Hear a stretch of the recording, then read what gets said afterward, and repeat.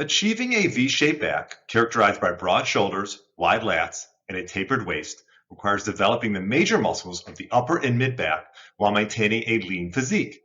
Pull-ups, seated rows, and bent over barbell rows are three key exercises that I like to use for myself and my clients to effectively target these muscles. Here's why each one of these are essential and a demonstration of the correct way to do each of them.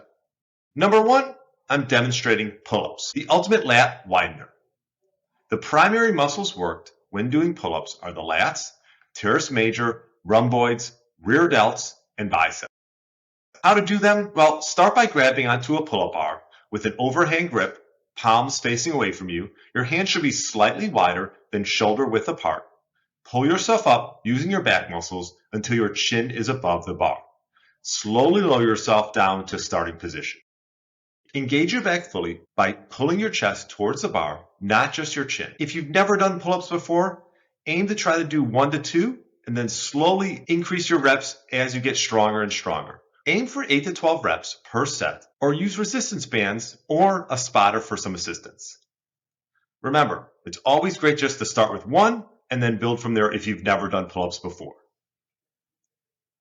Why pull-ups can help? Well, they're a vertical pulling motion that stretches and contracts the lats through a full range of motion, promoting a width in the upper back. They engage the lower lats more than pull-downs, which is crucial for creating that wing-like effect that flares out the sides of your torso. Strengthening the lats also helps improve posture, making your shoulders appear broader and your waist narrower. Number 2, I'm demonstrating seated rows. This is for thickness and mid-back development.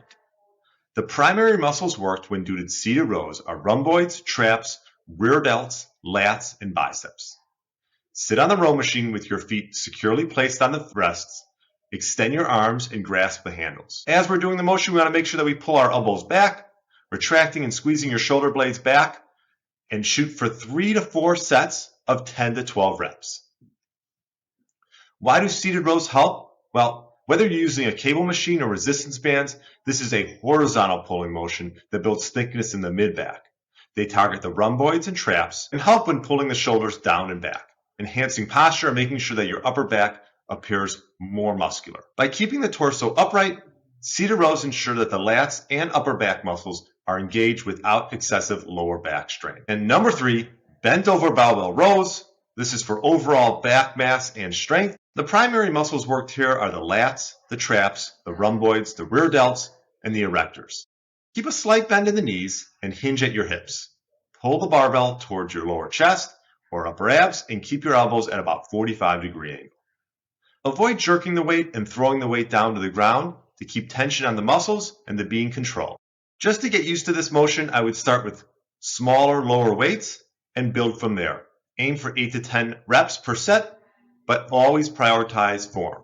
Why do I love bent over rows? Well, they're a compound lift that builds overall back mass, crucial for this powerful V taper.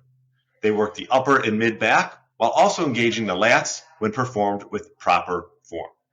The slight hip hinge activates the posterior chain, improves strength and stability for bigger lifts, which indirectly supports back growth. So to summarize, how all these exercises work together: while the pull-ups widen the lats for the V flare, the seated rows add thickness to the mid-back for a dense muscular look, and the bent over rows boost overall strength and mass, ensuring balanced development. Here are a few bonus tips for maximizing your V taper. For one, prioritize progressive overload. All this means is making sure that you increase either weight or reps over time. Next, you want to focus on mind-muscle connection. Don't get too caught up in just trying to move weight around. Make sure that you really focus on the muscles that you're activating. Squeeze your back muscles at the top of each rep. One main aspect of getting that V taper is maintaining a nice lean waist. Having a clean diet, eating whole foods, and doing some core training from time to time will help accentuate the V-shaped look. You now have the tools to carve a broader, stronger head-turning back. Pull-ups, seated rows, and bent over rows are my favorite for the foundation of unlocking that elite V taper. Remember, consistency beats perfection. Stay disciplined with your form, progressive overload, and nutrition, and those lats will widen, your shoulders will sharpen, and you'll get that nice V taper look that we're all looking for. The journey to a legendary back starts today. Don't forget to subscribe for more workout tips and routines. and share this video with a friend who's working on their own back game. Together, we're building strength that stands out. See you in the next video.